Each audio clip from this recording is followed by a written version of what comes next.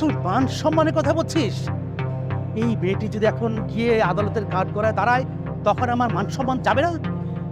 দেখো বাবা, তুমি যাই বলো, আমি কিন্তু এই মেয়েকে মেনে নিতে পারবো না। বাবা তুমি চলো তো এখান থেকে, চলো। দেখ বাবা, ঘরে যে তোরও মা আছে, তোর একটা ছোট্ট বোন আছে। আজকে যদি তোর ছোট্ট বোনটির সাথে এই ঘটনাটি ঘটতো, তাহলে তুই কি করতি? দেখ, এই মেয়েটি থেকে অন্ধ বিশ্বাস করে তোকে ভালোবেসেছে, তোর সাথে এরকম রিলেশনে জড়িয়েছে, আজ গর্ভবতী হয়েছে।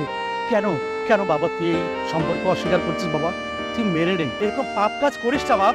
দেখ বাপ, আজকে যদি এই মেয়েটা কষ্টে আত্মহত্যা করে, তাহলে এই দায়ভার কে নেবে? তোকে তোকে জেলে যেতে হবে এর জন্য। বাবা সেটা বড় কথা নয়, হয়তো তুই জেলে যাবি, কিছুদিন জেলও খাটবি, আবার বের হয়ে আসবি, কিন্তু তুই একবার ভেবে দেখ, এই মেয়েটা যখন হাসরের ময়দানে তোর সামনে দাঁড়াবে, দাঁড়িয়ে বলবে, তখন তখন তো কি জবাব দিবে বাপ?